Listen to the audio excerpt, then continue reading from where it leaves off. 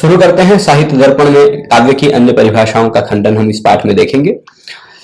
साहित्य दर्पण ग्रंथ का सामान्य परिचय और साहित्य दर्पण ग्रंथ में काव्य की परिभाषा, इस ग्रंथ के प्रणेता का सामान्य परिचय, और फिर उसके बाद इस ग्रंथ के परिच्छेदों के अनुसार विषय विभाजन इत्यादि हमने कल देख लिया था। अब हम इस ग्रंथ में जो अन्य विषय या काव्य की अन्य परिभाषाओं का खंडन है, इस विषय को देखते हैं। ठीक है, काव्य की अन्य परिभाषाओं का खंडन है। अब देखिए, मम्मट के सबसे पहले इन्होंने किसको लिया? जिसके ऊपर इन्होंने टीका की है, जिसकी टीका इन्होंने लिखी है, उन्हीं का सबसे पहले खंडन किया। किसका? मम्मट जी का, है ना। मम्मट के काव्य लक्षण का खंडन किया है। जिस मम्मट के ही काव्य प्रकाश का इन्होंने एक टीका लिखी है, मम्मट के काव्य प्रकाश की, काव्य प्रकाश दर्पण। पहले काव्य प्रकाश दर्पण लिखा, उसके बाद फिर साहित्य दर्पण लिखा है इन्होंने। तो जिस काव्य प्रकाश का दर्पण टीका लिखी इन्होंने, उसी काव्य प्रकाश का ही सबसे पहले इन्होंने खंडन भी किया। और देखिए, वीडियो में हो सकता है कुछ लोगों को टेक्स्ट साफ ना दिख रहा हो, तो वीडियो क्वालिटी बढ़ा लेंगे, साफ साफ दिखेगा। तो सबसे पहला उनका मम्मट का हम लक्षण देखते हैं और मम्मट के लक्षण को फिर उसका खंडन करते हैं। तो मम्मट के अनुसार काव्य का लक्षण क्या है? तददोषौ शब्दार्थौ सगुणावनलंकृति पुनः क्वापि। यह मम्मट के अनुसार काव्य का लक्षण है। विस्तार से देखने जाएंगे तो फिर इसमें भी हम पद पदार्थ विवेचन कर सकते हैं, परंतु वह काव्य प्रकाश पढ़ते समय उस विषय को छोड़ देते हैं। अभी थोड़ा सा इसको हम सरलता से संक्षेप में देखें, क्योंकि सभी का खंडन हमें करना है, केवल मम्मट का ही नहीं, मम्मट के सभी पदों का, सगुण अदोषौ सगुणौ अनलंकृति, सभी विशेषणों का, फिर उसके बाद भोजदेव का, कुंतक का और आनंदवर्धन का, वामन का, सबका खंडन करना है। तो सबके खंडन में क्या क्या तर्क देते हैं, क्या क्या वाक्य बोलते हैं विश्वनाथ, ये भी हमें अवश्य देखना है। तो सबसे पहले मम्मट का काव्य लक्षण बताते हुए क्या कहते हैं? तत्किं स्वरूपम तावत काव्यमित्यपेक्षायाम कश्चिदाह। ऐसे यह इनका साहित्य दर्पण की पंक्ति है कि काव्य का स्वरूप क्या है, ऐसी अपेक्षा हुई, है ना। वाक्यम रसात्मकम काव्यम बताने से पहले इन्होंने यह प्रश्न उठाया है कि भाई काव्य का स्वरूप क्या है, इसकी अपेक्षा हुई, इसकी जानकारी की अपेक्षा हुई। तो इस अपेक्षा में कश्चिदाह, कोई बोला है, कोई बोला है, कोई, वह कौन है जो बोला है? कोई बोला है, तददोषौ शब्दार्थौ सगुणावनलंकृति पुनः क्वापि। ये कोई बोला है, किसी ने ऐसा काव्य का लक्षण कहा है। किसने कहा है यह नाम उल्लेख नहीं करते, पर आप सब जानते। यद्यपि विश्वनाथ ने इनका नाम नहीं लिखा कि भाई किसने ऐसा काव्य का लक्षण कहा है, पर आप सब जानते हैं कि तददोषौ शब्दार्थौ सगुणावनलंकृति पुनः क्वापि, यह काव्य का लक्षण किसने कहा है? मम्मट ने काव्य प्रकाश के पहले उल्लास में कहा है, यह जानते। तो इन्होंने क्या कहा कि किसी ने काव्य के स्वरूप को बताते हुए ऐसा कहा। कैसा कहा? तददोषौ शब्दार्थौ सगुणावनलंकृति पुनः क्वापि। इतनी बात हो गई। तो अब चलिए इसका खंडन करते हैं। कैसे खंडन करेंगे? तथा ही, तथा शब्द से शुरू करते हैं कि यदि दोष रहितस्यैव काव्यत्वांगीकारः तदा। देखिए, सबसे पहले इस वाक्य का हम अर्थ समझ लेते हैं। जो मम्मट ने काव्य का लक्षण बताया है, इस वाक्य का अर्थ समझ लेते हैं। ये क्या है? अदोषौ यानी दोष रहित, सगुणं गुण सहित, ठीक। अदोषौ यानी दोष रहित, सगुण यानी गुण सहित, शब्दार्थ, शब्द और अर्थ तत् है, मतलब काव्य है। दोष रहित और गुण सहित शब्द काव्य कहलाते हैं यदि उसमें अलंकार हो तो भी, और यदि पुनः क्वापि अनलंकृति, फिर कहीं कहीं उनमें कोई अलंकार ना हो तो भी वह काव्य है। ठीक, तीन चार बातें ये कह रहे हैं कि अदोष होना चाहिए वह शब्दार्थ। वो शब्दार्थ कैसा हो? दोष रहित हो। अच्छा, वह शब्दार्थ सगुण हो यानी गुण सहित हो। अच्छा, अगली बात क्या कहते हैं? वह शब्दार्थ पुनः क्वापि अनलंकृति, वो शब्द और अर्थ कहीं कहीं अलंकार विहीन हो तो भी, यानी स्पष्ट अलंकार ना हो तो भी वह काव्य है। ठीक है, यानी इन्होंने अलंकार को गौण कर दिया मम्मट ने। तो किसको काव्य कहा? शब्द और अर्थ को काव्य कहा। कैसे शब्द और अर्थ को काव्य कहा? अदोषो और सगुणों और अनलंकृति पुनः काव्य। इसमें जो तीन विशेषण शब्दार्थों के दिए हैं, शब्दार्थों शब्द में शब्दश्च अर्थश्च इति शब्दार्थो द्वंद्व समास है, परंतु उसके जो तीन विशेषण है अदोषौ, सगुणौ और अनलंकृति, इन तीनों विशेषणों में बहुव्रीहि समास। ठीक है, अदोषौ मतलब अविद्यमान दोषौ ययोः, तो अविद्यमाना दोषा ऐसा भी कह सकते हैं, अथवा अविद्यमान दोषः ययोः तौ अदोषौ, है ना शब्दार्थ। और गुणैः सहितौ, गुणैः माधुर्यादिभिः सहितौ सगुणौ, तेन सहेति तुल्ययोगे सूत्र से बहुव्रीहि समास है। और अविद्यमाना अलंकृतिर ययोः तौ अनलंकृति, ये नयोस्तर्थानाम वाच्यो वाचोत्तर पदलोपस्योपसंख्यानम, इस वार्तिक से बहुव्रीहि समास। ठीक है, तो तीनों शब्दों में बहुव्रीहि है, यानी दोष रहित गुण सहित, कहीं कहीं अलंकार ना हो तो भी जो शब्द और अर्थ है उसको तत् यानी काव्य कहा जाता है। यह मम्मट के अनुसार काव्य का लक्षण हो गया। अब भाई तत् मतलब काव्य, ठीक, उसके तीन विशेषण बताए, एक अदोषो, दूसरा सगुणो और तीसरा अनलंकृति। ठीक, मुख्य विशेष तो इसमें तत् है और शब्दार्थ, शब्द और अर्थ को मुख्य विशेष बताया, शब्द और अर्थ को काव्य बताया। ठीक, तो अब यहां शब्दार्थों को छोड़ते हैं, बाकी ये जो तीन मुख्य विशेष इन्होंने दिए हैं, तीन मुख्य विशेषण जो इन्होंने दिए हैं, अदोषौ, सगुणों और अनलंकृति, इन तीनों का शब्दशः खंडन करेंगे। ठीक, तीनों का खंडन करते हैं। सबसे पहले अदोषों की बारी है ना। तो मम्मट जी के अनुसार जो काव्य हम किसे कहेंगे? जो अदोष हो। अदोष हो मतलब जिसमें दोष ना हो, वह काव्य है ना, यानी दोष रहित जो होता है वही काव्य है, ऐसा मम्मट के इस काव्य लक्षण के अनुसार सिद्ध होता है। अदोषौ शब्दार्थो काव्यम, दोष रहित शब्द और अर्थ काव्य है।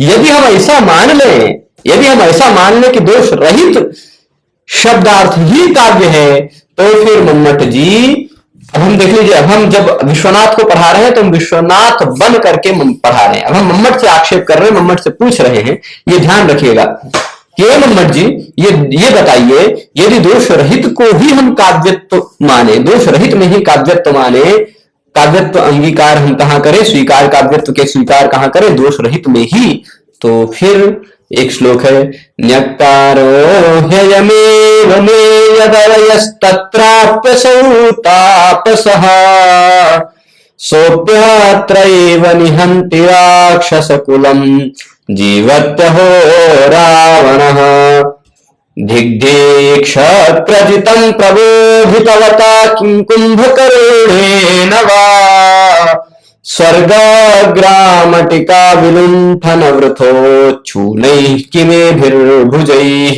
यह श्लोक है, हनुमान नाटक नामक एक ग्रंथ का यह काव्य है, यह पद्य है। इस पद्य में रावण अपने आप को धिक्कारता है।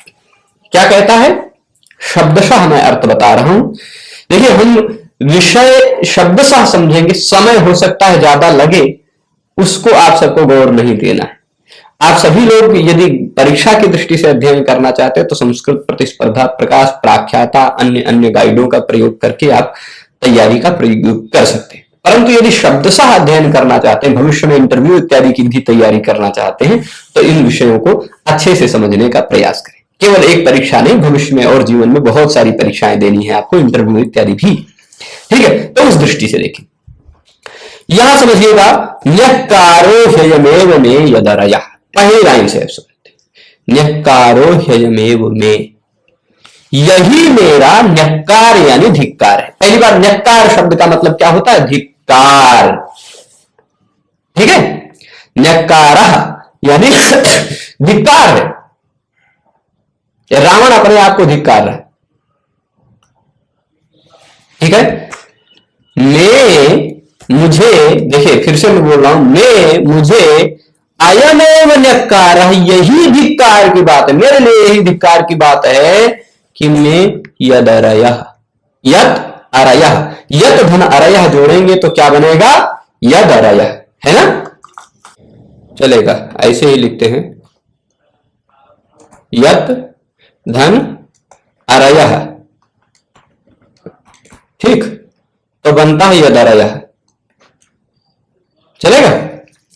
तो यत यानी क्योंकि मेरे अरयः यानी शत्रु हैं, क्योंकि मेरे शत्रु हैं यही मेरे लिए धिक्कार की बात है, ठीक है। ये क्या कही, पहली बात इन्होंने पहली बात कही क्योंकि मेरे शत्रु हैं यही मेरे लिए धिक्कार की बात है, ठीक है। भाई त्रिलोक विजेता रावण है, साधारण सी बात थोड़े ना, तीनों लोगों को जीता है, तीनों लोगों को जीता है जिसने, उसके फिर भी शत्रु बचे रह जाएं, ये धिक्कार की बात है कि नहीं। तो रावण स्वयं कह रहा है अयमेव मे न्यक्कारा, यही मेरे लिए धिक्कार की बात है कि मेरे शत्रु हैं। ये अरयः में एक वचन नहीं बहुवचन का, यानी एक नहीं एक से ज्यादा शत्रु है ना, अनेक शत्रु। अरयः मेरे कुछ शत्रु हैं, मैं त्रिलोक विजेता हूं फिर भी मेरे शत्रु हैं, ये मेरे लिए धिक्कार की बात हो गई, ये पहली बात। और तत्राप्यसौ तापसः, और शत्रु हैं उससे भी बड़ी धिक्कार की बात ये हो गई कि उन शत्रुओं में एक तपस्वी भी शत्रु है।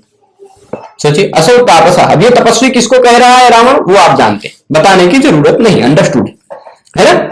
असौ तापसः तत्रापि, उन शत्रुओं में एक ये तपस्वी भी आ गया है ना, पैदल चलता हुआ आ गया तीनों लोगों के विजेता रावण को जलाने, है ना। तो तत्राप्यसौ तापसः, ये एक और बड़ी धिक्कार की बात है।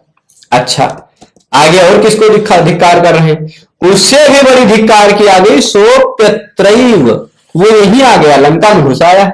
सोचिए कितने बड़ी धिक्कार की बात हो गई कि सोप्यत्रैव, वो यही लंका में घुस आया है ना। सोपि अत्रैव, सह अपि अत्र एव, ये चार शब्द हैं। सह मतलब वह, अपि मतलब भी, अत्र एव यहीं पर, वह जो तापस जो शत्रु है वह भी यहीं पर आ गया है, और राक्षस कुलम निहंति, राक्षस कुल का हनन किए जा रहा है। निहंति एक वचन है, ठीक, सह निहंति बहुवचन नहीं है ना। एक आदमी कहने लगा कि निह धातु, निहति निहता निहंति, ऐसा कुछ करने लगा था, तो मैं कहा निहति निह धातु नहीं, यहाँ हन धातु है, हंति हतः घ्नंति वाला नि उपसर्ग लगा हुआ है, ठीक, निहंति। तो सोपि अत्रैव निहंति, इसमें शार्दूल विक्रीडित छंद है, ठीक, शार्दूल विक्रीडित। सा अपि अत्रैव राक्षस कुलम निहंति, वह भी यहीं पर आकर राक्षस कुल का हनन किए जा रहा है। और उस सबसे और भी बड़ी धिक्कार की बात है, अहो हाय रे, कितने बड़े धिक्कार की बात है कि रावण जीवति, रावण जिंदा है और फिर भी वो आकर यहीं पर राक्षस कुल का हनन किए जा रहा है। तो अभी तक आप दो लाइन समझ गए होंगे, यही मेरे लिए सबसे बड़े धिक्कार की बात है कि मेरे शत्रु हैं, और उन शत्रुओं में भी यह एक तपस्वी भी मेरा शत्रु है। अरे और तपस्वी शत्रु है वो तो साधारण सी बात हो गई, वो यही लंका में घुसाया, हमारे घर में घुसाया गया है, और रावण जीवित है फिर भी राक्षस कुलों का वो तपस्वी आके मारे जा रहा है। काव्य पढ़ने में मजा आ रहा है ना ये काव्य। आगे क्या कह रहे हैं, धिक शक्रजितम, यहां धिक धन शक्रजितम है, पहले वाले धिक के का को ग हो जाएगा धराम दशोंते से, और ये दूसरे वाले जो श था शक्रजितम, शक्र कहते हैं इंद्र को, शक्रजित मतलब इंद्रजित, तो शक्र का जो श है उसको छोटी से हो जाता छ, ठीक। तो धिक शक्रजितम प्रबोधितवता किं कुंभकर्णेन वा, अरे शक्रजित मतलब इंद्रजित को भी धिक है, इंद्रजित को भी धिक्कार, वो जो इंद्र से जीत गया था, मेघनाद जो मेघ की तरह भयंकर नाद करता था, वह मेघनाद, उस मेघनाद को भी धिक्कार है। और आगे क्या कह रहा है, आगे रमणा कह रहा है कि प्रबोधितवता कुंभकर्णेन किं वा, और कुंभकर्ण को जगा देने से भला क्या होगा, उसको भी धिक्कार है, कहने का तात्पर्य है कुंभकर्ण को जगाने से भला क्या मिलेगा, है ना।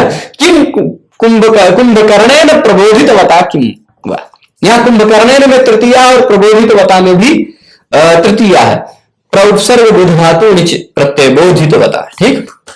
बुध मतलब जानना, बुध अवबोधन अर्थ है, और फिर उस जगाना अर्थ, जागना, बोधित होना मतलब जगना, और फिर जगाना मतलब हो जाता प्रबोधन करना, जगाए हुए कुंभकर्ण से भला क्या फायदा होगा। इंद्रजीत को भी धिक्कार है, मुझे भी धिक्कार है ना। अच्छा, आखिरी लाइन में क्या कहते हैं, इसमें कुछ लोग फंस जाते हैं इसके अर्थ में। स्वर्ग, इतना अर्थ समझते होंगे, स्वर्ग नाम का एक लोक है ना। स्वर्ग नामक जो एक ग्रामटिका है, ग्रामटिका, देखिए ग्राम और ग्रामटिका में अंतर होता है। बड़ा सा जो गांव होता है उसको ग्राम कहते हैं, स्वर्ग ग्राम समझ लीजिए, परंतु यहां स्वर्ग ग्राम नहीं कह रहे, स्वर्ग ग्रामटिका। रावण के लिए स्वर्ग एक छोटे से गांवड़ी के बराबर, मतलब क्या कहते हैं, गुजराती भाषा में गामड़ी कहते हैं, हिंदी में क्या कहते हैं, एक छोटा सा गांव, पुरवा देसी भाषा में, है ना, उसके बराबर स्वर्ग रूपी एक छोटी सी ग्रामटिका को विलुंठन करने के कारण, लूटने के कारण, विलुंठन करने के कारण मतलब लूटने के कारण वृथा व्यर्थ ही उच्छून हो चुके हैं, जो बढ़ चुके हैं, व्यर्थ ही बढ़े हुए हैं, जिनकी आदत बढ़ चुकी है, इससे इन भुजाओं से भला क्या लाभ, किम एभिर भुजई, किम एभिर भुजई, ये रावण कह रहा है। ठीक है, फिर से मैं चारों लाइन का अर्थ बता दे रहा हूं संक्षेप में। मुझे यही मेरे लिए धिक्कार की बात है कि मेरे शत्रु हैं, उन शत्रुओं में भी यह तपस्वी भी एक शत्रु है, ये और बड़े धिक्कार की बात है, और वो यही लंका में घुस के आ गया है और राक्षस कुल का हनन किए जा रहा है, और रावण जीवित है ना। उससे भी बड़ी धिक्कार इंद्रजीत को भी है, इंद्रजीत को भी अधिक है, और कुंभकर्ण को जगाने से भला क्या फायदा होगा, प्रबोधित बता कुंभकर्ण ने किंवा, और फिर उसके बाद स्वर्ग रूपी छोटी सी गांव को लूटने के कारण व्यर्थ ही बढ़ चुके इन भुजाओं से क्या फायदा, क्या फायदा, क्या लाभ, है ना, यह रावण कह रहा है। इसमें बहुत अच्छा काव्य है, प्राय दामोदर जी के द्वारा प्रणीत हनुमान नाटक, बहुत अच्छे अच्छे पद्य हैं उसमें, और अच्छे सुंदर, जैसे और भी एक पद्य इसका इसी समय याद आता है, जो ब्रह्मन् अध्ययनस्य नैष समयस्तु श्रीं बहिस्थीयताम् स्वल्पं जल्प बृहस्पते जडमते नैषा सभा वज्रिणः वीणां संहर नारद स्तुति कथा लापैरलं तुम्बुर सीतारल्लक भल्ल भिन्न हृदय स्वस्थो न लंकेश्वरः।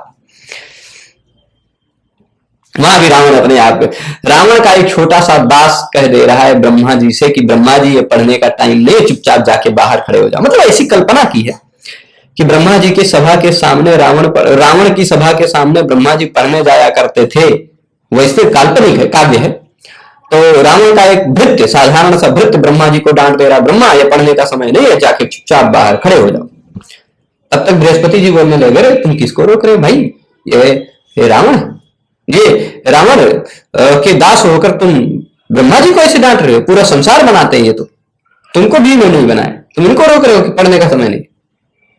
तो फिर वो बृहस्पति को भी डांट देता है, स्वल्पम जल्प बृहस्पति जडमते नैषा सभा वज्रिणः। अरे मूर्ख बृहस्पति, चुप, बहुत ज्यादा बोल रहा है, कम बोल, ये इंद्र की सभा नहीं, ये रावण की सभा है।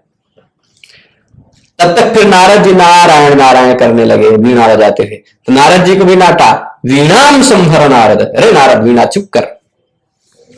और तुम्बुरु गाना गा रहे थे तो कहते थे तुम्बुरु तुम भी चुप कर दो, गाना वाना मत गाओ, तुम्बुरु नामक की गंधर्व है।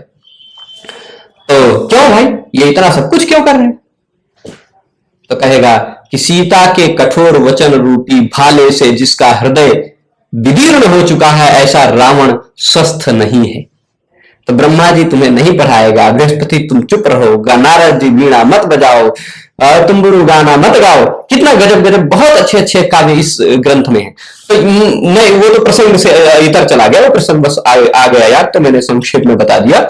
यहां क्या है कि धिक्कार है, मुझे इंद्रजीत को धिक्कार है, कुंभकर्ण को धिक्कार है। यह जो कुछ भी कह रहा है काव्य बहुत अच्छा लग रहा है सुनने में। कोई भी ऐसा व्यक्ति होगा जो यहाँ जितने भी लोग जुड़े हैं क्लास में, जो भी जितने भी लोग क्लास देख रहे हैं, शायद ही कोई ऐसा व्यक्ति होगा जिनको यह काव्य पसंद ना आया, है ना। ये काव्य आपको लगता है कि नहीं लगता है, ये एक काव्य है कि नहीं। यह जितने भी लोग जुड़े हैं लगभग शायद ही कोई ना समझा हो तो उसके लिए अलग बात है, नहीं तो ज्यादातर लोग कहेंगे कि हाँ ये बहुत अच्छा काव्य है। नहीं, स्वर्ग रूपी छोटी सी गांव को लूटने के कारण ये व्यर्थ बढ़ गए, इन भुजाओं से क्या फायदा है, इंद्रजीत को धिक्कार, मुझे धिक्कार, मुझे धिक्कार, इतना बड़ा है ना, काव्य है। ये इतना अच्छा काव्य है, पर मम्मट जी ने जो काव्य का लक्षण बताया, अब देखिए अभी मम्मट जी के काव्य के लक्षण में बहुत अच्छी विशेषता है, परंतु मैं अभी मम्मट का खंडन कर रहा हूं विश्वनाथ के अनुसार, तो फिर आप समझेंगे कि मम्मट किसी काम के लायक नहीं है ना। क्यों?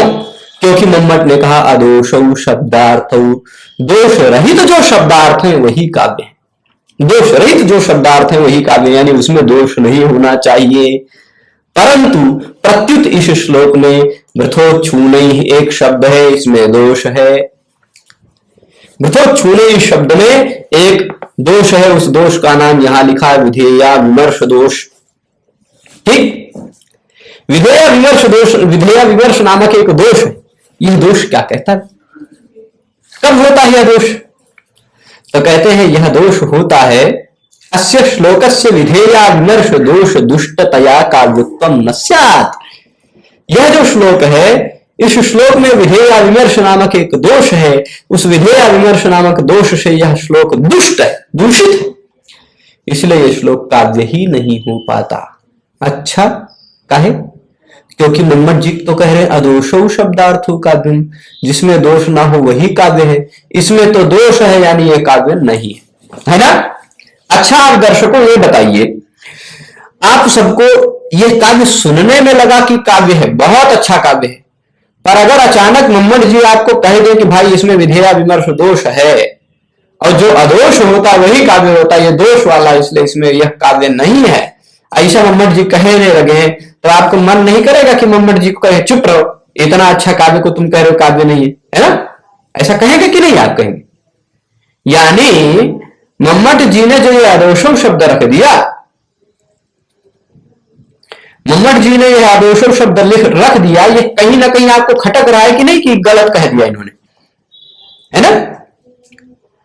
क्योंकि दोष रहित शब्दार्थ को ही काव्य कहा जाएगा, और इसमें तो दोष है फिर भी ये काव्य है ना? तो इतनी बात हो गई अभी तक पहले अंश की बात। अच्छा, ये विधेय विमर्श दोष क्या होता है? देखिए, कुछ उद्देश्य होता है और कुछ विधेय होता है। ये दर्शन की भाषाएं हैं, उद्देश्य और विधेय। उसमें जो विधेय होता है वो प्रधान होता है और उद्देश्य जो होता है वह अप्रधान होता है। तो विधेय विमर्श दोष यह होता है कि उद्देश्य होता है एक और एक विधेय होता है। उद्देश्य किस उद्देश्य समझ रहे होंगे, और विधेय मतलब कर्तव्य, करना जो, ठीक? तो वृथा वह कहना चाह रहे हैं, वृथा है, व्यर्थ है, वृथ है ना? यह वृथा विधेय है। विधेय हमेशा प्रधान होता है और प्रधान को श्लोक में प्रधान की तरह रखना चाहिए, है ना? कोई प्रधान है भाई, मान लीजिए वरयात्रा निकल रही है, वरयात्रा में दूल्हा प्रधान है ना, और पता चला कि दूल्हे को सबसे पीछे रख दिया लाइन में, या कहीं गौ में बना दिया, किसी दूसरे के साथ बैठा दिया कोई ऐसे शब्द के साथ गौण बना के, तो दोष हो जाएगा ना। तो समझ लीजिए इस पूरे श्लोक में यह जो वृथा शब्द है, यह दूल्हा है। कौन है? विधेय प्रमुख है ना? यह वृथा शब्द प्रमुख है, और यह जो प्रमुख वृथा शब्द है, इसको वृथोच्छूने शब्द में समास में गौण के रूप में रख दिया। समास में जो आ जाता है, समास हमेशा दो शब्दों का होता है, और समास में आ जाने पर दोनों शब्द उपसर्जन हो जाते हैं, यानी गौण हो जाते हैं। ठीक है? क्यों भाई? दोनों शब्द गौण नहीं होते। वैसे वृथा उच्छून शब्द में तत्पुरुष समास, वृथोच्छूना है, ठीक? और तत्पुरुष समास में आप जानते हैं क्या होता है? तत्पुरुष समास में प्रायेण उत्तर पदार्थ प्रधान तत्पुरुष, है ना? उत्तर पदार्थ प्रधान तत्पुरुष होता है, यानी वृथा और उच्छून में वृथा शब्द पूर्व पद है, उच्छून उत्तर पद है। यह उत्तर पद जो उच्छून है उसके अर्थ की प्रधानता हो जाएगी वृथोच्छून ही, है ना? उत्तर पद उच्छून की प्रधानता हो जाएगी, वृथा की प्रधानता नहीं रह पाएगी तत्पुरुष समास में। ऐसे समास में रख दिया, चलिए मान लीजिए बेभाव समास में रख देते तो पूर्व पदार्थ प्रधानता हो जाती, या उच्छूने के साथ वृथा को रखा था, वृथा को बाद में रख देते, ऐसा कोई तत्पुरुष समास कर देते तो फिर वृथा के अर्थ की प्रधानता रह जाती, है ना? पर वृथा उच्छून का समास किए है ना। वृथा उच्छून का समास किए और वह समास तत्पुरुष समास किए। तत्पुरुष समास में क्योंकि उत्तर पद के अर्थ की प्रधानता होती है, पूर्व पद का अर्थ गौण हो जाता है। वह ही पूर्व पद का जो है पूर्व पद वृथा, वही है विधेय, और उसी विधेय को गौण बना दिया गया, उसी विधेय का अविमर्श कर दिया गया। जिस तरह उस विधेय का विमर्श करना था उस तरह उसका विमर्श नहीं किया गया, यही हो गया विधेय या विमर्श दोष। उद्देश्य और विधेय यह समझ लीजिए, यह जो पद्य कहा गया, यह रावण जो कह रहा है किस उद्देश्य से कह रहा है ना, किस उपलक्ष्य में कह रहा है, वो उद्देश्य है, समझ लीजिए। ठीक। और विधेय मतलब होता है क्या वह कहना चाह रहा है, मुख्य बात। ठीक। तो विधेय या वृथा व्यर्थत्व स्वभाव संपादित करना चाह रहा है। ठीक। तो वह विधेय है, उसका अविमर्श हो गया, उसको गौण बना दिया गया, यही विधेय या विमर्श दोष है। ठीक है, चलिए। तो अब विधेय विमर्श दोष होने के कारण यह अगर मम्मट जी के अनुसार अदोष को ही हम काव्य मानते हैं, तब तो भाई इसमें दोष है, यानी ये काव्य नहीं है, ये काव्य नहीं। मम्मट जी ने कह दिया, मम्मट जी ने नहीं कहा, ये विश्वनाथ जी कह रहे हैं कि मम्मट जी आपके अनुसार यदि अदोष शब्दार्थ को ही हम काव्य माने तो ये फिर काव्य है ही नहीं, क्योंकि इसमें तो दोष है ना। तो यानी आपने जो काव्य का लक्षण बनाया, आपने जो काव्य का लक्षण बनाया, यह इस काव्य, इस एक उत्तम काव्य में वह आपका काव्य लक्षण घटित नहीं हो रहा है ना। इस काव्य में मम्मट के काव्य का लक्षण घटित नहीं हो रहा है, इसलिए मम्मट के काव्य लक्षण की अव्याप्ति हो गई। व्याप्ति नहीं, घटित ना हो पाना, अव्याप्त होना है ना। व्याप्त हो जाना, लक्षण का इस पूरे उसमें व्याप्त हो जाना तो ठीक है, परंतु व्याप्त ना हो पाना अव्याप्ति दोष है। ठीक। हो सकता है कोई काव्य ऐसा मिल जाए जो अदोष हो, तो वहां मम्मट जी का काव्य का लक्षण घटित हो जाए, परंतु ये तो अदोष नहीं है, ये तो सदोष है। मम्मट जी कह रहे हैं अदोष काव्य होता है, ये तो सदोष निकला तो भी काव्य है, यानी इस वाले काव्य में तो घटित नहीं हुआ मम्मट का लक्षण, इसलिए अव्याप्ति नामक लक्षण दोष है। और इसको तो बहुत सारे लोगों ने, क्योंकि इसमें गजल की ध्वनि है, इसलिए इसको उत्तम काव्य माना है। उत्तम काव्यता अस्य अंगीकृता, इसको तो उत्तम काव्य माना गया है हमारे काव्य मीमांसकों के द्वारा, काव्य चिंतकों के द्वारा। और मम्मट जी के अनुसार इस मम्मट जी का काव्य लक्षण इसमें घटित नहीं हो रहा, इसलिए मम्मट जी के काव्य के लक्षण में जो अदोषो शब्द है वह बेकार है। ये अदोषो शब्द का खंडन शायद आप सबको पूरी तरह पच गया होगा। तो हम आगे चलते हैं। ठीक। इसमें थोड़ा सा अब प्रश्न उठाते, मम्मट जी के समर्थक लोग, मम्मट जी के समर्थक बनकर विश्वनाथ जी खुद ही प्रश्न उठा रहे हैं और विश्वनाथ जी खुद ही समाधान भी देंगे। देखिए, मम्मट जी का समर्थक बनकर, है ना, मम्मट जी का समर्थक बनकर विश्वनाथ जी खुद प्रश्न उठाएंगे और खुद समाधान देंगे। देखिए, विश्वनाथ बाद में हुए, मम्मट पहले हुए हैं, तो खंडन कौन करेगा ये आप स्वयं समझ सकते हैं। इतनी सी बात सिंपल है, कल ही हमने बताया था, आज भी बता रहे। ठीक है। ननु कंचिदेवांशोत्र दुष्टः न पुनः सर्वोपी। हम पढ़ रहे हैं साहित्य दर्पण नामक ग्रंथ। यह दर्पण, साहित्य दर्पण नामक ग्रंथ विश्वनाथ ने लिखा है, तो इस ग्रंथ में मम्मट कैसे खंडन करने लगेंगे, है ना। विश्वनाथ लिखे हैं तो विश्वनाथ खंडन करेंगे ना, किसका करेंगे, अपने से पूर्व वालों का, पहले वालों का। ठीक। तो और भाई जो तरदोषो शब्दार्थो सगुणावनम प्रति पुनः काव्य, यह काव्य का लक्षण है, ये तो मम्मट का है, विश्वनाथ का तो है नहीं, है ना। तो अब देखिए, ननु कश्चिदेवांशोत्र दुष्टो न पुनः सर्वोपीति चेत। अब पहला प्रश्न उठा रहे हैं, भाई ये जो पिछला श्लोक गया, इस पिछले श्लोक को यदि ध्यान से देखा जाए तो केवल दोष इतने में है, वृथोच्छू नहीं है, विधेय विमर्श दोष, है ना।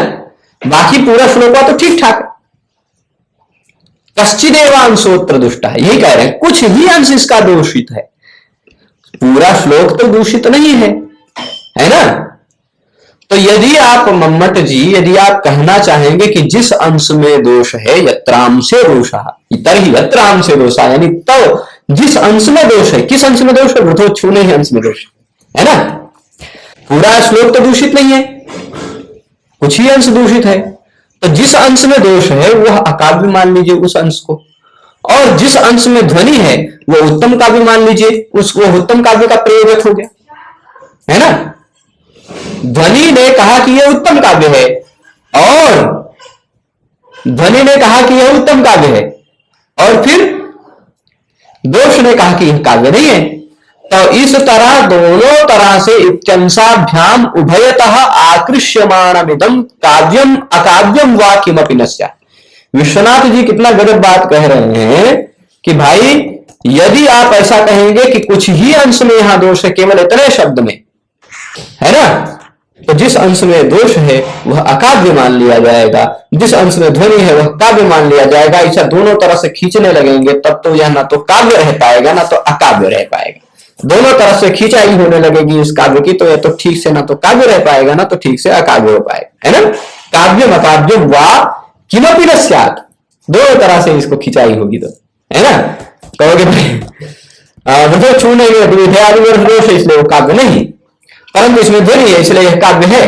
अगर आप ऐसे कोई व्यक्ति ऐसे आने कहने लगे कि भाई इस श्लोक में यहाँ पे दोष है, जिसमें दोष होता वह काव्य नहीं होता, यानी यह काव्य नहीं है, परंतु इसमें ध्वनि है पूरे श्लोक में, यानी इसमें ध्वनि, जहां ध्वनि होती वो तो उत्तम काव्य होता। तो आप ऐसे कोई कहने लगे कि यह उत्तम काव्य है और आप ऐसे कोई कहने लगे कि यह काव्य नहीं है, तो फिर कैसा लगेगा, है ना। तो इसलिए यह काव्यम अकाव्यम वा किमपि न स्यात्, काव्य नहीं ना बन पाता ठीक से, ना तो अकाव्य बन पाता। ठीक, चलिए अब न च कंचिदेवांशं काव्यस्य दूषयन्तः श्रुति दुष्टारो दोषाः किं तर्हि सर्वमेव काव्यम, इस वाक्य को समझ लेते। देखिए कुछ लोग कहते हैं कि श्रुति दुष्ट इत्यादि दोष जो हैं वो काव्य के कुछ ही अंश को दूषित करते हैं, ऐसी बात नहीं है, वो पूरे काव्य को ही दूषित कर देते हैं। श्रुति दुष्टारो दोषा, है ना, श्रुति दुष्ट इत्यादि जो दोष हैं वो काव्य के कुछ ही अंश को नहीं दूषित करते, अपितु सर्वमेव काव्यम, है ना, पूरे काव्य को दूषित करते हैं। अच्छा चलिए, तथा ही काव्यात्मभूतस्य रसास्यानपकर्षकत्वे तेषां दोषत्वमपि न अंगीक्रियते। काव्य की आत्मभूत जो तत्व है, काव्य का आत्मा कौन सा है, काव्यात्मभूत तत्व जो है क्या, रस, उस रस का अगर अपकर्ष नहीं करते, रस को नीचे नहीं पहुंचाते, रस में दोष नहीं उत्पन्न करते, तो वो दोष भी नहीं माने जाते। ठीक, रस नहीं घटा रहे हैं तो दोष का, है ना। जैसे आप आम खाते हैं ना, आम खाते हैं, आम में अगर मिठास वो नेचुरल बना हुआ है तो आम खराब है, ऐसा कह सकते हो क्या, नहीं। आम के रस में अगर कोई दोष नहीं आया तो आम खराब कहां। तो उसी तरह काव्य के रस में अगर कोई दोष नहीं आया, रस में कुछ कमी नहीं आई, तो काव्य का में जो कुछ भी खराबी आ जाए वो दोष थोड़े ना गिना जाएगा, है ना। तो वैसे ही अगर काव्यात्मभूत जो रस है उस रस का अपकर्ष न करे तो उसको हम दोष ही नहीं मानते, खराबी ही नहीं मानते, है ना। अन्यथा नित्य दोष और अनित्य दोष व्यवस्था भी नहीं हो पाती। इसीलिए ध्वनिकार ने कहा है, देखिए अन्यथा नित्य दोष अनित्य दोष व्यवस्था नहीं हो पाती, मतलब ये बात कह रहे हैं कि भाई कुछ दोष नित्य होते हैं, कुछ दोष अनित्य होते हैं, कुछ दोषों को हमें मानना पड़ता है, कुछ दोषों को नहीं मानना पड़ता। ऐसी सारी बातें, ऐसी सारी व्यवस्था हमारे साहित्य शास्त्र में है। जो ध्वनिकार ने कहे है, श्रुति दुष्टादयो दोषा अनित्याये च दर्शिताः धन्यात्मन्येव श्रृंगारे तेहेया इत्युदाहृताः। तो देखिए श्रुति दुष्ट इत्यादि दोष हैं वो अनित्य दोष है, श्रुति दुष्ट इत्यादि जो दोष है वो अनित्य दोष दिखाए गए हैं, है ना। और नहीं, श्रुति दुष्ट इत्यादि जो दोष अनित्य दिखाए गए हैं वो ध्वनि की रूपी काव्य की आत्मा में अथवा श्रृंगार में वो हेय है। हे है मतलब त्याज्य, उन दोषों को दोष नहीं माना जाता, उन दोषों को छोड़ दिया जाता। तो किंच काव्यम एवं काव्यम प्रविरल विषय निर्विषय वा स्यात् सर्वथा निर्दोषस्य एकांतम असंभवात्। अब देखिए काव्य कितना बड़ा विषय वाला हो या कुछ भी विषय वाला ना हो, प्रविरल विषय, बहुत विस्तृत विषय वाला, है ना। काव्यम प्रविरल विषय मतलब काव्य बहुत बड़े विषय वाला हो, अथवा निर्विषय बिना किसी विषय वाला हो, सर्वथा निर्दोष काव्य मिल जाए ऐसा तो संभव ही नहीं। आप मम्मट के 7वें उल्लास को पढ़िएगा काव्य प्रकाश के, तो इतने प्रकार के दोषों की चर्चा की गई है कि आप संस्कृत साहित्य का कोई भी काव्य उठाकर देख लें, अगर उस दोष के बारे में विधिवत जानते हैं तो आपको कोई भी श्लोक ऐसा मिलेगा ही नहीं जिसमें कोई दोष ना कुछ दोष मिल जाए, है ना। तो सर्वथा निर्दोषस्य, संपूर्णतया निर्दोष काव्य मिल जाए वो तो एकांतम असंभवात्, परिपूर्ण रूप से असंभव है ना। पूर्णतया असंभव है कि एक परिपूर्ण रूप से निर्दोष काव्य मिल जाए, संभव है ना। नहीं। अब आगे क्या कह रहे हैं, एक और प्रश्न उठाते हैं। अदोषौ शब्द मम्मट जी ने जो कहा है ना, मम्मट जी ने क्या कहा, अदोषौ, अदोषौ शब्दार्थम काव्यम। तो अदोषौ शब्द में जो अ है और दोषौ है, अदोषौ, अ का हम अर्थ ले लेते ईषद, नहीं, जो अ है वो क्या है, वो नहीं का है। आ का अर्थ हम क्या लेंगे, ईषद। अदोषौ का मतलब हो जाएगा ईषद दोषौ, है ना। अदोषौ का मतलब क्या हो गया, ईषद दोषौ, दोष रहित नहीं होकर थोड़े दोष वाले जो है ना। अदोषौ का मतलब क्या हो गया, दोष के बिना, ऐसा नहीं, थोड़े दोष वाले शब्दार्थ काव्य, है ना। ईषद दोषौ शब्दार्थों काव्य में ऐसा अर्थ हो जाएगा। अदोषौ का ईषद अर्थ लेने जाएंगे, नहीं का, नहीं जो है अदोषौ, अ का मतलब हो गया ईषद, तो अदोषौ मतलब ईषद दोषौ, थोड़े दोष वाले, ईषद मतलब थोड़ा, थोड़े दोष वाले जो शब्दार्थ है वो काव्य कहलाएंगे। तब तो ऐसा हो जाएगा, है ना। तब तो भाई मान लीजिए कोई ऐसा वाक्य मिल जाए जिसमें थोड़ा भी दोष ना हो, तो वो काव्य नहीं है क्या। यानी आपको काव्य बनाना तो थोड़ा सा दोष डालना, ऐसी गड़बड़ी हो जाएगी, है ना। ऐसा अगर कहने लगेंगे मम्मट जी, तो जो निर्दोष है उसको काव्य ही नहीं माना जाएगा, जिसमें थोड़ा सा दोष होगा वही काव्य माना जाएगा, ऐसी गड़बड़ी आने लगेगी, है ना। तो इसलिए ईषद दोषो ये जो आप कहेंगे ये भी काव्य का लक्षण नहीं माना चाहिए, है ना। रत्नादि लक्षणों की टानुवेद परिहारवत, जैसे रत्न में, रत्न जानते हैं, विभिन्न समुद्र तटों पर या अन्य पहाड़ियों में विभिन्न प्रकार के 84 प्रकार के रत्न मिलते हैं, नीलम, पुखराज इत्यादि। उस रत्न में कीड़े काट लेते हैं तो थोड़ा सा दाग लग जाता है, तो क्या वह रत्न रत्न नहीं रह जाता, वो रत्न नीलम तो नीलम ही रहेगा, चाहे उसमें कितनों कीट अनुवेद हो जाए, है ना। वो जौहरी लेगा उसको तराश करके खत्म कर देगा, है ना। पर वह रत्न की रत्नता को नहीं समाप्त कर पाते वो दोष। उसी तरह काव्य की काव्यता को भी दोष समाप्त नहीं कर पाते, है ना। नहीं कीटाग्निवेधादयो रत्न से रत्नत्व व्याहंतुम ईशा, है ना। परंतु उपादेयता तारतम्य कर देते हैं। अगर मान लीजिए आपके सामने 3 रत्न रखे हुए जी, दो में कीटाणुवेद है, एक शुद्ध है, तो आप किसको लेंगे, जो शुद्ध है उसको लेंगे, है ना। तो वैसे ही उपादेयता तारतम्य कर देते हैं रत्न पर, वह कीट अनुवेद उसको आपकी ग्राह्यता घटा देते हैं, है ना। आप भाई अगर रत्न है, उस रत्न में थोड़ा सा कुछ लगा हुआ है, क्या लगा है, कीड़ा लगा है, मान लीजिए 2 रत्नों में, एक में नहीं लगा, तो आप जिसमें नहीं लगा वही लेंगे, वही खरीदेंगे। ये भी नहीं है कि जिसमें कीड़े लग गए हैं, कीटाणुवेद हो गया, वह रत्न रत्न नहीं रहा, वह रत्न तो रत्न रहेगा ही, उस रत्न में रत्नत्व तो रहेगा ही, है ना। तो रत्न की कीटाणुवेद इत्यादि जो है वह रत्न की रत्नता को नहीं समाप्त कर पाते। उसी तरह काव्य में जो दोष आते हैं वह काव्य की काव्यता को नहीं समाप्त कर पाते, ऐसा कहना चाह रहे हैं, है ना। तद्वदत्र श्रुत दुष्टादयोपि दोषा काव्यस्य, है ना। कीटाणुवेद रत्नादि साधारण्येन काव्यता दुष्टेष्वपि मता यत्र रसाद्यनुगमः स्फुटः। तो बहुत सारी बातें हैं, केवल मम्मट के काव्य खंडन को हम पढ़ेंगे, उसके बाद वामन इत्यादियों के खंडन को आगे देखेंगे। मम्मट के सभी शब्दों का खंडन हम देख लेते हैं इस पाठ में। तो यहाँ कह रहे हैं कीटाणुविद रत्नादि, शब्दशः मैं इसलिए पढ़ रहा हूं क्योंकि कोई हो सकता है कोई एक पैराग्राफ भी पूछा जाता है परीक्षाओं में, एक पैराग्राफ दे दिया, उस पैराग्राफ के 5 प्रश्न पूछ लिए गए, है ना। तो ऐसा भी आए तो आप समाधान कर पाए।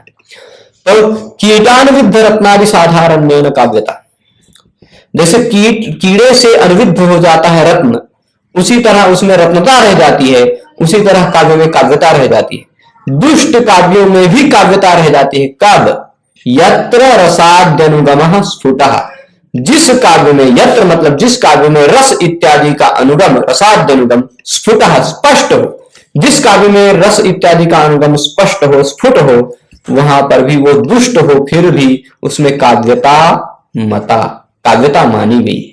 ठीक, ये बात इन्होंने बताई। आगे क्या कह रहे हैं, अब मम्मट के इसमें तो चलिए ठीक है, इसलिए जो मम्मट जी ने कहा अदोषो शब्दार्थो काव्य, दोष रहित शब्दार्थ काव्य कहलाते हैं, वह गलत है। दोष रहित हो ही नहीं सकता, है ना। तो न कारो है में यह काव्य ही नहीं बन पाएगा। और यदि अदोषों में आप अ का अर्थ ईषद लेंगे, ईषद दोषो शब्दार्थो काव्यम, तो भी गड़बड़ी है। तो क्या गड़बड़ी है? तो फिर जो निर्दोष है उसको काव्य ही नहीं माना जाएगा, जिसमें थोड़ा सा दोष है वही काव्य माना जाने लगेगा। इसलिए मम्मट जी आपने जो अदोषों कहा है वह गलत है। ठीक, अब चलिए सगुणों का खंडन कर लेते। सगुण शब्द का खंडन करते हुए यह कह रहे हैं किंच शब्दार्थयो सगुणत्व विशेषणम अनुपपन्नम, यह अनुपपन्नम होना चाहिए। ठीक, अब कह रहे हैं कि शब्द और अर्थ जो है ना, शब्दार्थम सगुण कहा है ना, कैसे शब्दार्थ जो सगुण हो ऐसे शब्दार्थ काव्य कहलाते हैं। मम्मट जी ने कहा सगुणों शब्दार्थम काव्य।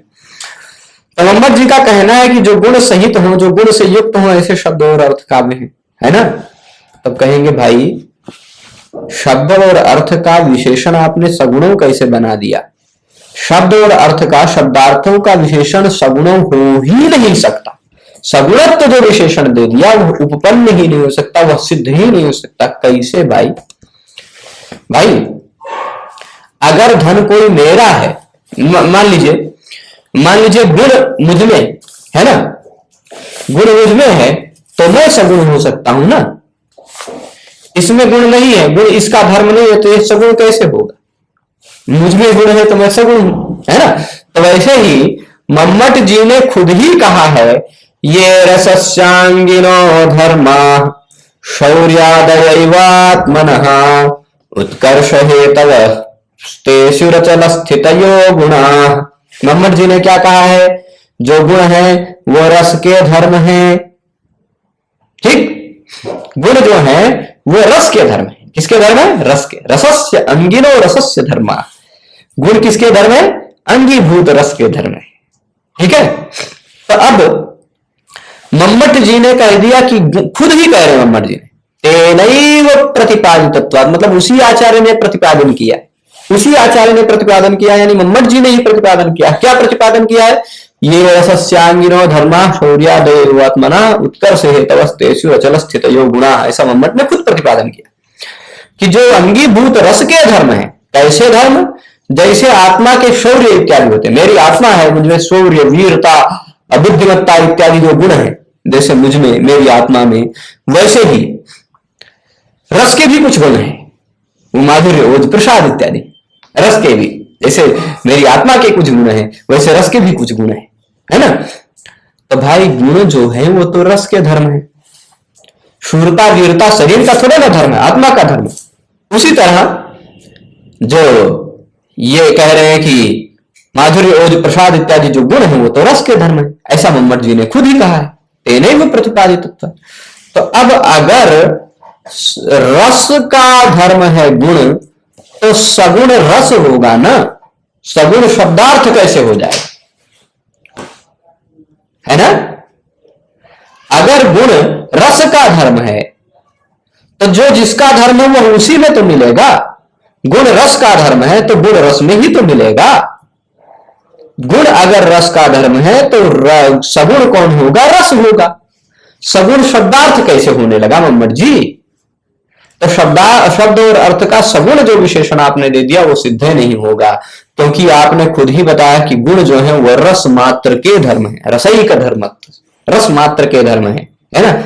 ऐसा ये रसस्यांगिनो धर्मा शौर्यादयैवात्मना कह के आपने खुद ही बताया है ना। तो इसलिए आप ये सगुण जो शब्द रखें ये भी बेकार है, क्योंकि सगुण तो रस होता है, सगुण शब्दार्थ हो ही नहीं सकता। परंतु फिलहाल इस बात के खंडन का भी खंडन हो चुका है, बात के टीकाकारों ने किया है, क्योंकि मम्मट ने खुद ही अपने प्रायः 8वें उल्लास में गुणवृत्त्या पुनस्तेषाम वृत्ति शब्दार्थयोर मता, ऐसा कह के कि गौणी वृत्ति से देखा जाए, लक्षणा से देखा जाए तो उन सब की वृत्ति यानी माधुर्य, ओज और प्रसाद की गौण दृष्टि से देखा जाए तो वो सब शब्द और अर्थ में भी रहते हैं। रस में तो रहते ही हैं पर शब्द और अर्थ में भी रहते हैं, ऐसा मम्मट ने खुद कहा है। तो शब्दार्थों सगुणों कह सकते हैं मम्मट जी, परंतु फिलहाल इस तरह इन्होंने खंडन कर दिया। ठीक कि भाई जो सगुण होता है वो तो रस होता है, सगुण आप शब्द और अर्थ को कैसे कह सकते हो, है ना।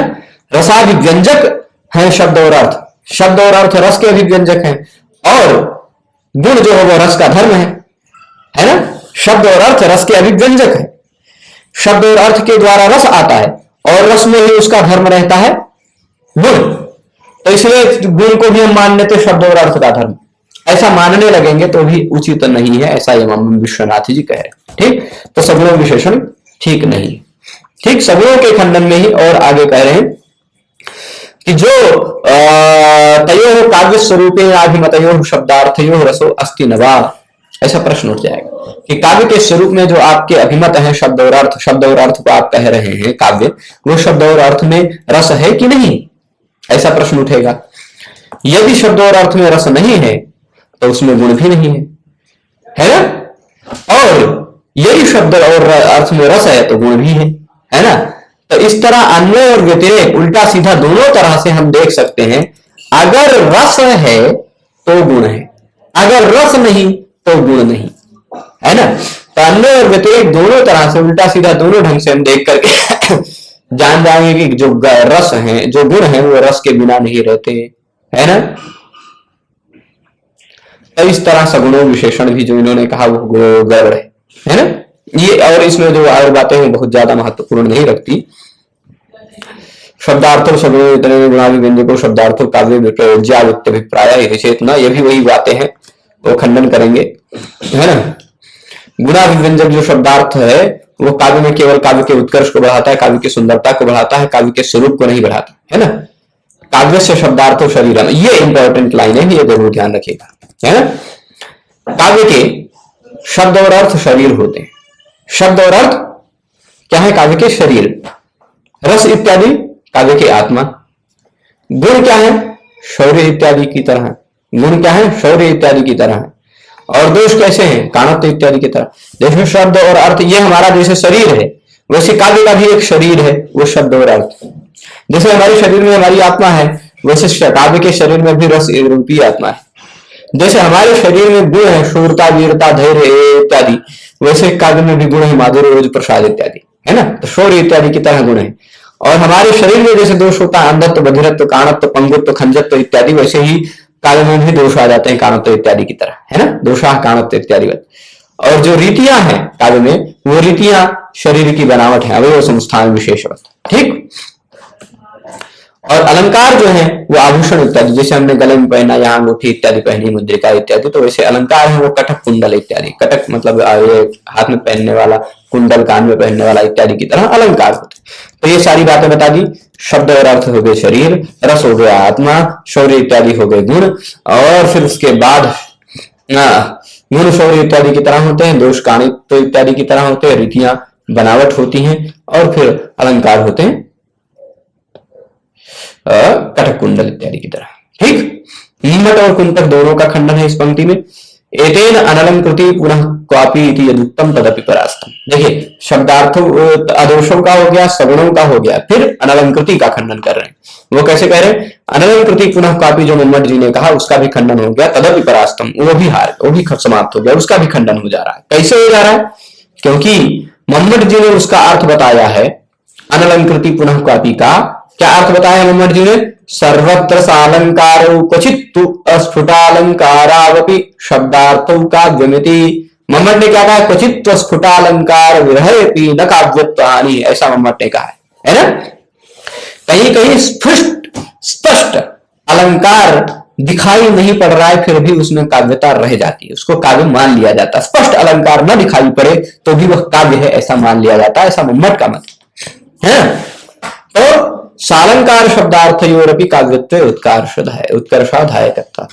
भाई, जो शब्द और अर्थ सालंकार होते हैं, अलंकार से युक्त होते हैं, वो काव्य की सुंदरता को बढ़ाते हैं, है ना।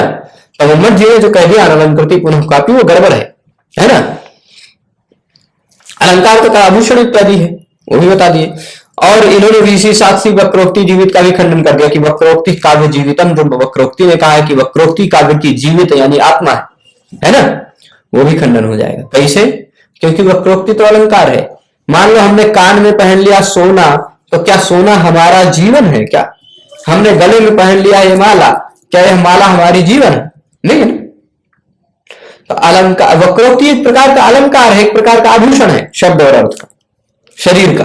काव्य के शरीर है शब्द और अर्थ, उसका अलंकार आभूषण, तो भाई वक्रोक्ति अगर आभूषण है तो वो आत्मा कैसे हो जाएगी? तो वक्रोक्ति जीवित कारोक्तवाद भी खंडन है ना। और मम्मट जी ने जो उदाहरण दिया है अस्फुटालंकारत्वे उदाहृतम, मम्मट जी ने कहा है कि यह एक श्लोक है, इस श्लोक में कोई अलंकार स्पष्ट नहीं दिखाई पड़ रहा है, फिर भी यह काव्य है। यह श्लोक भी संयोग से अमरुक शतकम नाम के एक काव्य का यह कौमार हरस्वैरहिरस्ताएव चैत्र क्षपास स्तेचोन्मीलितमालती सुरभयः प्रौढाः कदम्बानिलाः सा चैवास्मि तथापि तत्र सुरतव्यापारलीला विधौ रेवारोधसि वेतसी तरुतले चेतः समुत्कंठते। यह एक काव्य है। यहां पर एक नायिका है, वो अपने नायक को देखकर कह रही है कि जिस नायक ने मेरे कौमार्य का पहली बार हरण किया था वही वर मेरे साथ है। यह कौमार हरस ये वही वरा है ना, जिसने कौमार्य का हरण किया था वही वर है। और जिस रात में कौमार्य का हरण हुआ था ताएव चैत्र क्षपा, वही चैत महीने की रातें चल रही है ना।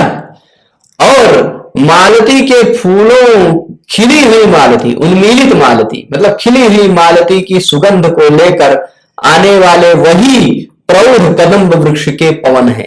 कदम्ब के वृक्ष से चलने वाले जो प्रौढ़ पवन है, खिली हुई मालती के फूल को लेकर आने वाले वही पवन, जिस पवन के समय में मेरे कौमार्य का हरण हुआ था। और वही मैं हूं, वही मेरा प्रिय है, वही रातें चल रही हैं, वही मौसम है, फिर भी तत्र सुरत व्यापार लीला विधौ तत्र रेवा रोधसी, वही रेवा नर्मदा नदी के तट पर मुझे जाने की इच्छा हो रही है, वहां रमण करने की इच्छा हो रही है ना। उस वेतस वृक्ष के नीचे जाकर जाने को मेरा चित्त उत्कंठित हो रहा है। यहां पर मम्मट जी ने कहा था कि यहां पर कोई स्पष्ट अलंकार नहीं है, यहां पर केवल श्रृंगार रस की प्रधानता होने के कारण उत्तम काव्यता है, ऐसा मम्मट जी का मत था।